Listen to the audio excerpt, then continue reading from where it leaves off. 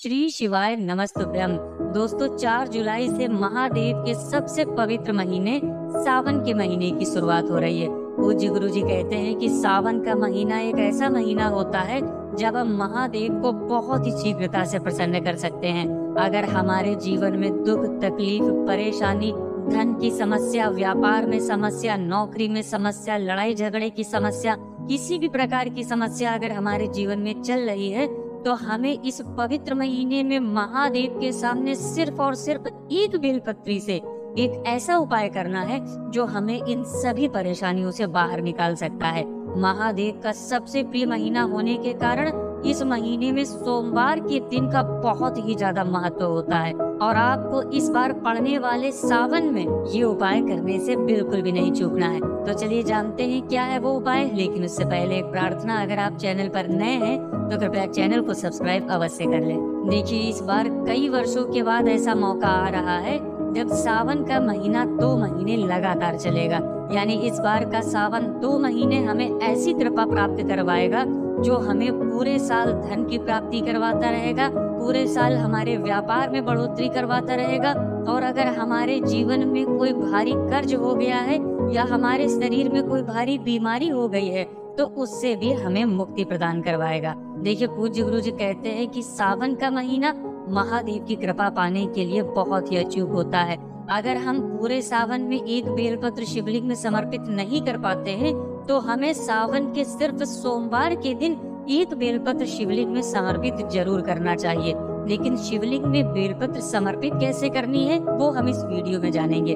चलिए बात करते हैं पूज्य गुरु जी द्वारा बताए गए पहले खास उपाय की। देखिए, इस उपाय के लिए आपको सिर्फ एक बेलपत्र लेनी है और साथ ही साथ आपको 2 चावल के दाने लेने हैं। देखिए, बेलपत्र आप जो लेंगे वो कटी पटी नहीं होनी चाहिए और बेलपत्र की डंडी के आखिर में जो डूट होती है यानी जो गांठ होती है, बेलपत्र की डंडी के आखिर में जो डंठल होता है उसको आप तोड़कर अलग कर देंगे। बेलपत्र की डंडी का जो डूट होता है वो लगी हुई बेलपत्र आप शिवलिंग में कभी भी समर्पित मत किया करिए, क्योंकि ऐसा करने से हमें दोष लगता है। इसी के साथ आप जो 2 चावल के दाने लेंगे वो चावल के दाने खंडित नहीं होने चाहिए, टूटे हुए नहीं होने चाहिए। महादेव की कृपा पाने के लिए, माता लक्ष्मी की कृपा प्राप्त करने के लिए हमें ये 2 चावल के दाने विशेष कृपा प्राप्त करवाएंगे। इसी के साथ आपको ले लेना है 1 लोटा जल। जल आप तांबे के पात्र में ले लेंगे और इस जल को आप अपने किचन से लेंगे।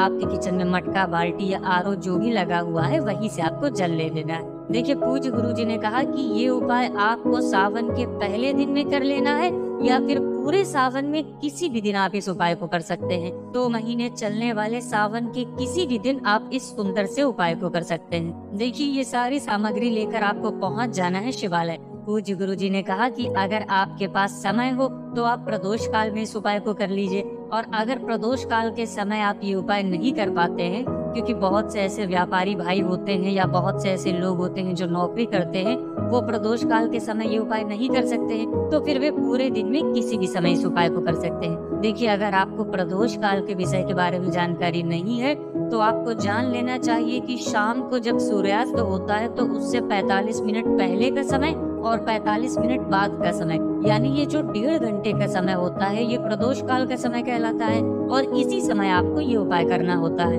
क्योंकि गुरु जी कहते हैं कि प्रदोष काल के समय महादेव नंदी में सवार होकर माता पार्वती के साथ इस पृथ्वी लोक का भ्रमण करते हैं। इसलिए हम लोग प्रदोष काल में कोई भी उपाय करने की कोशिश किया करें। अगर नहीं कर पाते हैं प्रदोष काल में तो फिर पूरे दिन में किसी भी समय कर सकते हैं। देखिए, अब शिवालय पहुंचकर सबसे पहले आप एक काम करिएगा कि आप दक्षिण दिशा में बैठ जाइए और उत्तर दिशा की तरफ अपना फेस कर लीजिए। लेकिन अगर शिवालय में भीड़ है तो फिर आप किसी भी दिशा में बैठ जाइएगा। अब शिवालय में शिवलिंग के सामने बैठकर आप सबसे पहले जो 2 चावल के दाने लेकर गए हैं उनको अपने हाथ में लीजिए और श्री शिवाय नमस्तुभ्यम मंत्र का स्मरण करते हुए ये चावल के दाने आप इस 1 लोटे जल में डाल दीजिए। जो जल आप लेकर आए हैं उसमें ये चावल के दोनों दाने डाल दीजिए। फिर उसके बाद आप जो एक बेलपत्र ले गए हैं उस बेलपत्र को अपने हाथ में रखिए और श्री शिवाय नमस्तुभ्यम मंत्र का स्मरण करते हुए आपके जीवन की जो समस्या है, मान लीजिए आपके जीवन में धन प्राप्त नहीं हो पा रहा है, आप बहुत प्रयास करते हैं, बहुत मेहनत करते हैं लेकिन आपको धन की प्राप्ति नहीं हो पा रही है, या फिर आपके जीवन में कोई ऐसी विशेष परेशानी है आपके शरीर में कोई रोग हो गया है, कोई बीमारी हो गई है जिसमें आपको आराम नहीं लग रहा है, या फिर किसी भी प्रकार की समस्या आपके जीवन में चल रही है, तो उस समस्या का स्मरण कर लीजिए, महादेव से उस समस्या को दूर करने की प्रार्थना कर लीजिए और फिर ये एक बेलपत्र शिवलिंग के ऊपर समर्पित कर दीजिए। बेलपत्र की चिकनी तरफ का हिस्सा शिवलिंग में स्पर्श करेगा और बेलपत्र की डंडी जलाधारी की तरफ रहेगी। सामने आपको बेलपत्र रख कर समझाने का प्रयास किया जा रहा है, जैसे बेलपत्र शिवलिंग में रखी गई है ऐसे ही आपको भी रखना है। फिर इसके बाद आपके पास जो एक लोटा जल है, उस जल को आप इसी बेलपत्र के ऊपर समर्पित कर देंगे।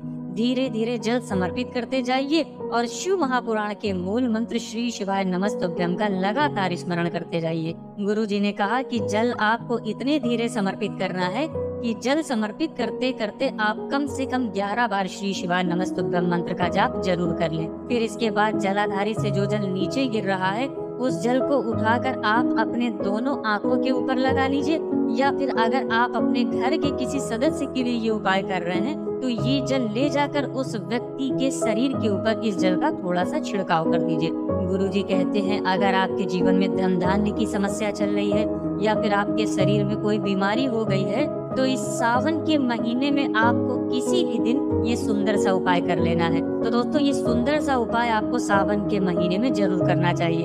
अब इसके बाद बात करते हैं पूज्य गुरुजी द्वारा बताए गए दूसरे खास उपाय की। दूसरा उपाय उन लोगों को करना है जिनके जीवन में भारी कर्जा हो गया है, धन प्राप्ति के रास्ते नहीं बन रहे हैं, जिससे भी अपना कर्जा नहीं चुका पा रहे हैं। तो गुरुजी ने कहा कि अगर आप सावन के महीने में इस सुंदर से उपाय को मंगलवार के दिन करते हैं तो यकीन मानिए आपका कर्जा भी समाप्त होगा और लक्ष्मी प्राप्त करने के नए नए मार्ग भी आपके जीवन में खुलेंगे। देखिए, इस उपाय के लिए अगर आपके पास लाल चंदन है तो आप लाल चंदन ले लीजिए, और अगर लाल चंदन नहीं है तो फिर आप शहद ले सकते हैं। और साथ ही साथ आपको एक लोटा जल लेना है और एक बेलपत्र लेनी है। लोटा आप तांबे का लेंगे और इस लोटे में जल आप अपने किचन से लेंगे, और जो एक बेलपत्र आप लेंगे वो कहीं से भी कटी फटी नहीं होनी चाहिए। गुरुजी ने कहा कि अगर आपके पास बेलपत्र नहीं है तो शिवालय जाकर शिवलिंग के ऊपर चढ़ी हुई बेलपत्र को उठाकर जल से शुद्ध करके फिर आप उसका भी इस्तेमाल कर सकते हैं। अब देखिए, सबसे पहले आप एक काम करिएगा, आप चाहें तो घर पर या फिर शिवलिंग के सामने ये कार्य कर सकते हैं। आपने जो शहद लिया है उस शहद को आप अपनी अनामिका उंगली में थोड़ा सा लगा लेंगे,